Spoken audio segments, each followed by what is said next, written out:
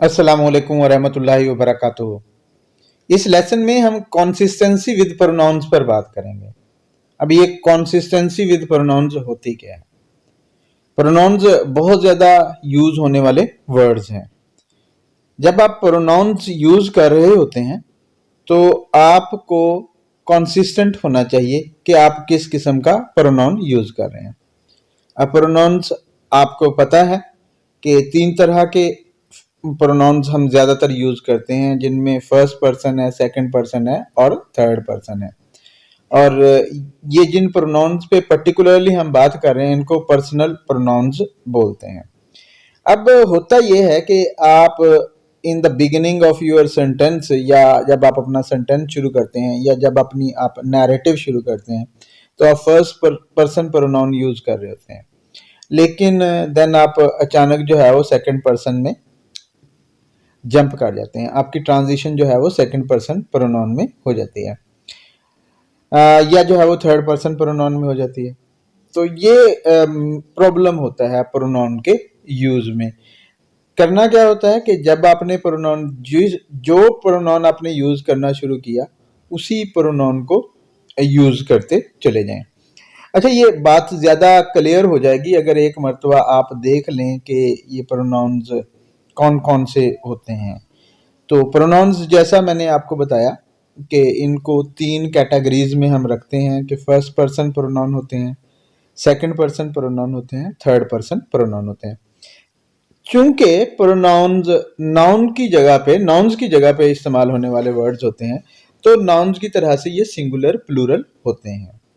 जिस तरह से इन प्रोनाउंस को देखें, अगर फर्स्ट पर्सन में आप देखते हैं तो सिंगुलर में आई, माई, माइन, मी वगैरह है, और प्लूरल में वी, आवर, अस।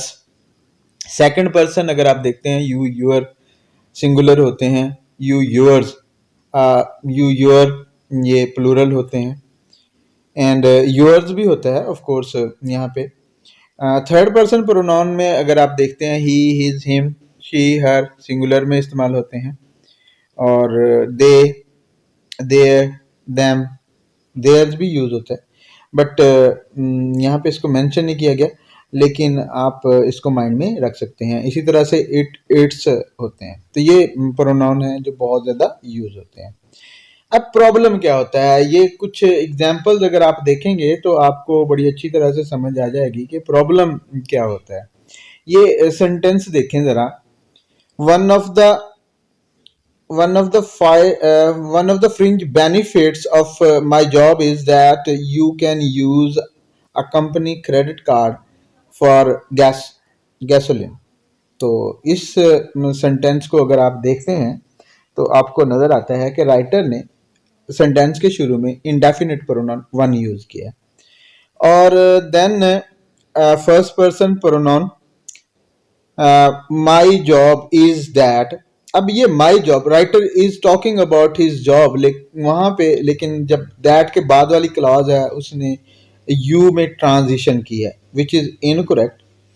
अब देखिए इसी सेंटेंस को सही तरह से किस तरह से होना चाहिए था कि one of the fringe benefits of my job is that I can, जो यू है उसको आप जो है वो आई में चेंज करेंगे। यानी राइटर यहाँ पे first person point of view दे रहा है, फर्स्ट पर्सन नरेशन दे रहा है, तो प्रोनाउन जो है वो फर्स्ट पर्सन होना चाहिए, सेकंड पर्सन नहीं होना चाहिए। समझ आई? नहीं आई तो अगली एग्जांपल देखें जरा कि though we like most of our neighbours there are a few you can't get along with. अब ये यू के साथ प्रॉब्लम है, पहले फर्स्ट पर्सन प्लूरल यूज किया गया, देन जो है वो अचानक सेकंड पर्सन पे जंप हुआ, सेकंड पर्सन में ट्रांजिशन हुई, विच इज अगेन रॉन्ग। देखिए ये सेंटेंस सही किस तरह से होता है। Though we like most of our neighbours there are a few we can't, you replace करेंगे आप यू को वी से, we can't get along with. मेरा ख्याल है पॉइंट क्लियर हो गया होगा। अब हम कुछ और सेंटेंसेस को देखते हैं, और वहां पे आपको जो रॉन्ग प्रोनाउन होगा, जो रॉन्ग प्रोनाउन यूज हुआ होगा, उससे आप देखेंगे कि आप स्ट्राइक आउट कर देते हैं। यहाँ पे स्ट्राइक आउट किया गया है, क्या होना चाहिए था हम ऑफ कोर्स बात करेंगे, एक्सप्लेन करेंगे इन सेंटेंसेस को। तो फर्स्ट सेंटेंस देखें जरा, many people are ignorant of side effects that diet can have on your health। wrong होगा, their health होना चाहिए, क्योंकि ये their प्रोनाउन जो है वो रेफर कर रहा है people को, many people को, ठीक है जी। नेक्स्ट सेंटेंस को जब आप देखते हैं, व्हेन आई बाय लिपस्टिक और नेल पॉलिश, ये यू नहीं होना चाहिए। I never know how the colour will actually look.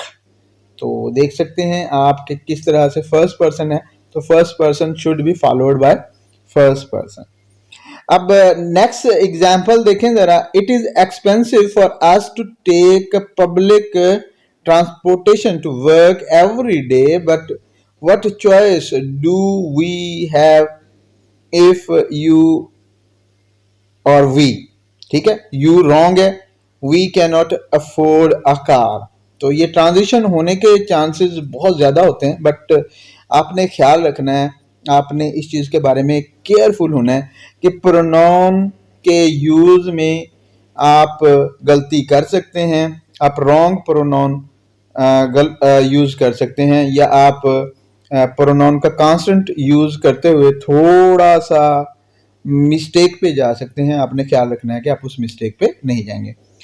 Again एक और सेंटेंस देखें, यहाँ पे रॉन्ग यूज को स्ट्राइक आउट किया गया है एंड जो है वो करेक्ट यूज किया है। During the border crisis each country refused to change their aggressive stand. अब ईच कंट्री को ये रेफर कर रहा है, ईच कंट्री सिंगुलर होता है तो हम देयर यूज नहीं कर सकते, हम जो है वो इट्स यूज करते हैं। और एग्जाम्पल्स देखें ताकि ये आइडिया आपको बहुत अच्छी तरह से क्लियर हो जाए। देखें जी जरा, if you want to do well in this course, अब you second person pronoun use हुआ है तो सेकंड पर्सन प्रोनाउन ही यूज होना चाहिए, वन इंडेफिनिट प्रोनाउन यूज नहीं होना चाहिए, गलत है। You should plan on attending every day. Okay, next sentence भी देखें जरा, one of the things I love about my new apartment is that I can own a pet, not you।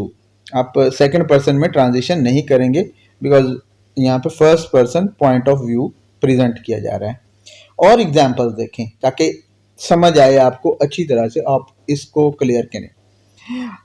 Tony refuses to pepperoni pizza because she says that it gives her, not you, indigestion।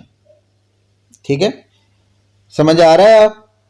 अच्छा जी, उसके बाद देखें, it is hard for us to pay for health insurance but you wrong है।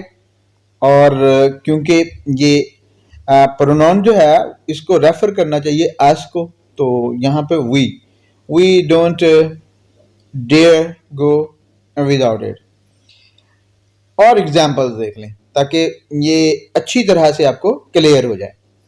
क्या है, people often take a first aid course so that we wrong they correct can learn how to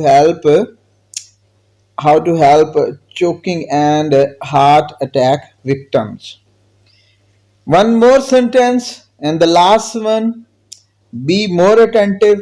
तो जो देखें हैं, there are several ways you can, अब ये you pronoun है, you can impress your new boss। For example, you, not one। You should dress well, arrive at work on time and complete task effectively।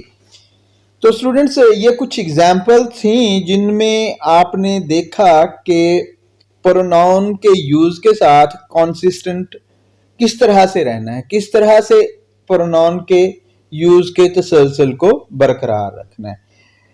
Again at the end मैं बताऊंगा कि हमने क्या सीखा इस लेसन में। हमने इस लेसन में सीखा कि जब भी हम प्रोनाउन यूज कर रहे हो तो हमें प्रोनाउन के यूज में कंसिस्टेंट होना चाहिए।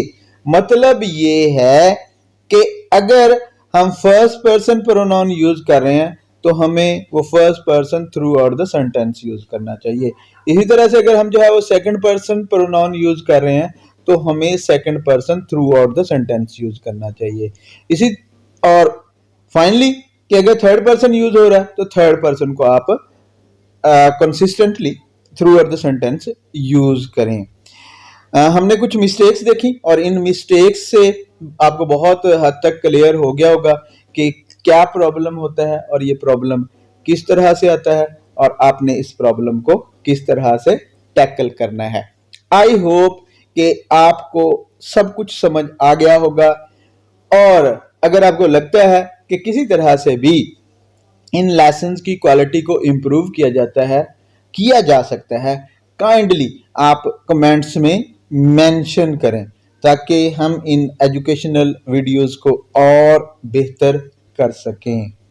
Inshallah, we will be talking about on some other topic in our next video lecture. Till then, Allah Hafiz.